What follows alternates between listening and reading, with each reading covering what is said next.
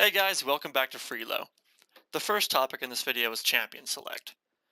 And Champion Select comes into play in every single game type in League of Legends.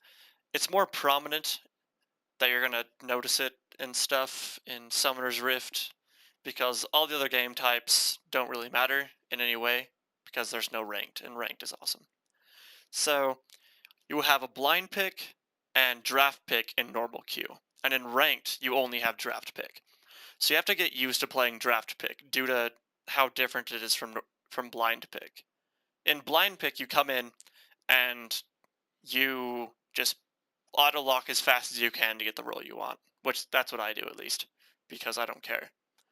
But you can't see what the enemy team picks, and it's harder to make a team comp in blind pick due to lack of communication, the lack of time to coordinate. In ranked, you start out and the first pick of each team has 3 bans they can do. And that's just to ban the FOTMs, which is flavor of the months, to get them out so people can't play them. It used to be Cassidon, to put it in perspective, but he got really nerfed, so he's not really FOTM anymore. You're mostly going to see Morgana, Thresh, Blitzcrank, Leona, Mundo, Vi in the bans, due to them being like you pick them and shit happens and it's not fun for you or the enemy team according to who banned them. But like how I said in blind, how you can just join and auto pick whoever you want, that's not how it works in ranked.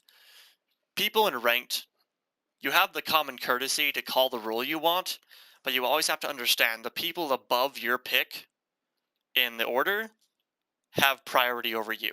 And you can't report first pick for picking mid if you're 5th pick and you called it, because he has pick order over you.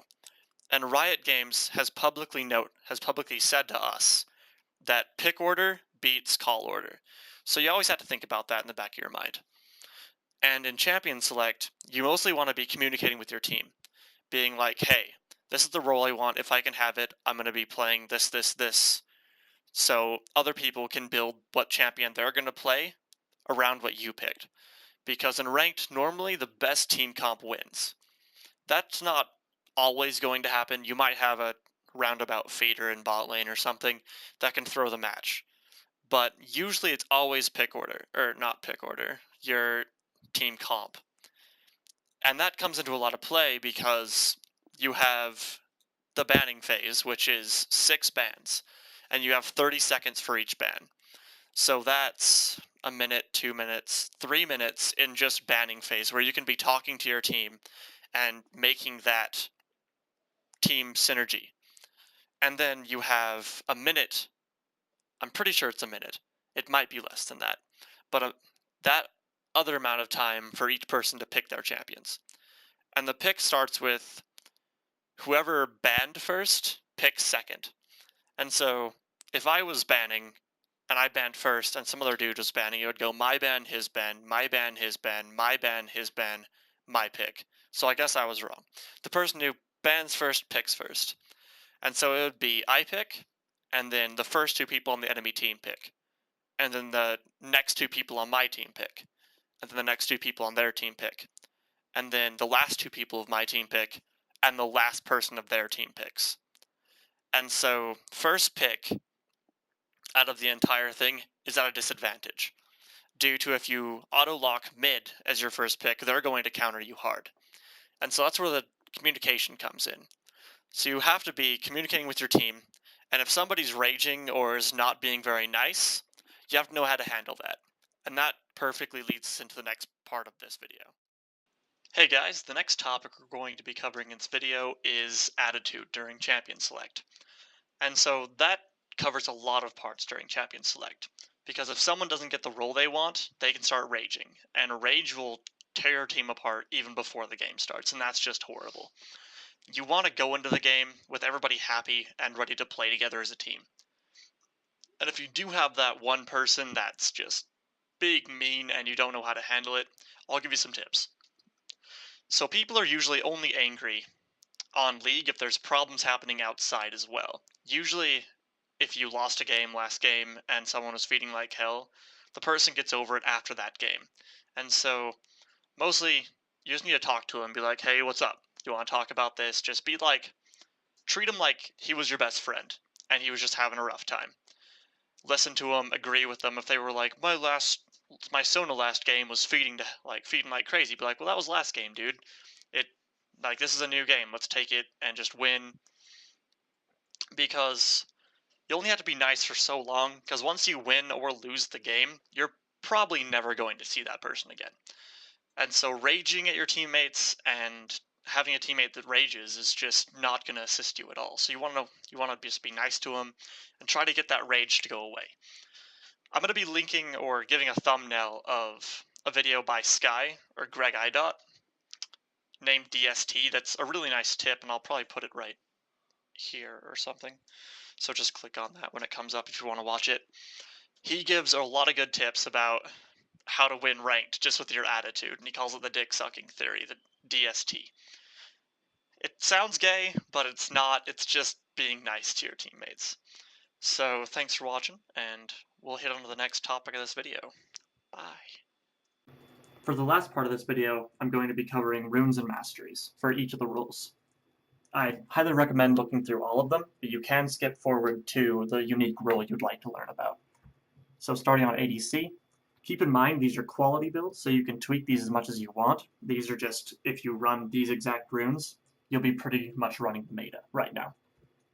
On marks, I'm running attack damage marks with 1 crit chance, so just in case you do get that 1% crit, you're doing extra damage. And then armor sales, so I can take early trades from the enemy ADC and support.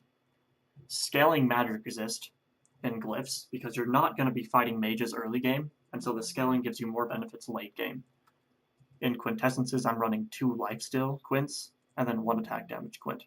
That makes up for the 1 attack damage you're missing critical chance, and gives you an extra 1.5 attack damage, which is quite useful. Heading over to masteries, I'm running 21 points in offense, 9 in defense. I'm grabbing 3 points in fury, double-edged sword, butcher, feast, brute force, martial mastery, executioner, warlord, devastating strikes, frenzy, havoc. And then the defense tree, I'm running recovery, block, unyielding, veteran scars, and juggernaut. Heading over to the mid,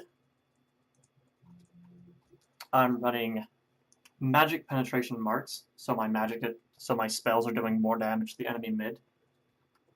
Armor sills to survive jungle ganks, and just in case you're fighting an enemy AD mid. Flat magic resist glyphs, because you're going to be fighting a mage, so you want that extra magic resist early when they're going to be hurting you a lot. And then for the quins, I'm running flat ability power. That's 15 extra ability power level 1, so your spells will be doing extra damage. In the masteries, I'm running 2109. I'm grabbing sorcery, butcher, feast, mental force, arcane mastery, executioner, archmage, dangerous game, arcane blade, devastating strikes, and havoc. In the utilities, I'm running meditation, 2 points in fleet of foot, summoner insight, and runic affinity. So when you get blue buff, it's lasting longer. In the jungle, you're running attack speed marks, because in the jungle you want to be attacking fast to kill those creeps, because they will kill you. Flat armor sills to survive the jungle. Flat magic resist glyphs, because you're probably going to be ganking lanes with magic, so you want that early magic resist. And then the quintessences, flat movement speed, so you can get into the lane and gank as fast as you can. And then masteries for the jungle, I'm running 921-0. And in the offense tree, I'm running 3 points in fury, then 3 points in brute force, 1 point in martial mastery, 1 point in butcher, 1 point in feast. Then I'm running in the defense tree, enchanted armor, block, unyielding, veteran scars, juggernaut, oppression, hardiness, swiftness, perseverance, second wind, 2 points in legendary guardian, and then 1 point tenacious. Now heading over to the runes for the top, you're running armor penetration marks, If you're playing an AP top laner, you can change these for Magic Pen, or alternatively, you can run Split Pen, it does Armor Pen and Magic Pen. If you're playing Shyvana or Mundo, those are quite useful along with Teemo. And then for the Sills, I'm running Flat Armor to survive early trades. And Glyphs, I'm running Scaling Magic Resist because you're usually fighting AD top laners right now. You can change that for Flat Magic Resist if you think you need it. And then Straight Attack Damage Quints. You can change that for Ability Power Quints if you'd like if you're running an AP top laner. Masteries for the top lane, I'm running 9-21-0. And then I'm grabbing Double-Edged Sword, Fury, Brute Force, Martial Mastery, Recovery, Block, Unyielding, Veteran Scars, Oppression, Juggernaut, Hardiness, Swiftness, Perseverance, Second Wind, 2 points in Legendary Guardian, and Tenacious. You can switch this to run 21-9 if you're going for a kill lane, which is usually what Renekton's do.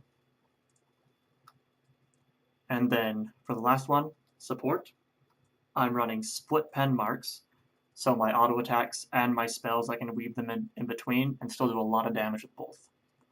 Armor, I'm running Flat Armor to survive trades with the enemy ADC. Scaling Magic Resist to survive the support and to scale into late game not being bursted. You can trade this for Flat Magic Resist. It's personal preference. And then for the Quints, I'm running gold per 10. So every 10 seconds, you're getting 3 extra gold. You can trade these for movement speed, extra ability power, extra split pen. It's your preference. I enjoy the gold, though, just so I can get the items I need faster. And then for masteries for support, I'm running 0-9-21. In the defense tree, I'm grabbing Recovery, Block, Unyielding, Veteran Scars, and Juggernaut. In the utility tree, I'm grabbing Scout, Alchemist, Meditation, 1 point in Fleet of Foot, 3 points in Summoner Insight, 3 points in Greed, 1 point in Scavenger, 1 point in Wealth, 2 points in Inspiration, so when you're warding and your ADC gets higher level than you, you can quickly get back to current level. Intelligence, Bandit, and Wanderer to help roam and ward. And that covers the quality builds for jungle and all the roles for Runes and Masteries. Keep in mind you can tweak these. It's up to you. Just experiment, change them as much as you want. These will just make it so you're able to survive and play ranked efficiently. And that's the end of this video. Thanks everybody for watching.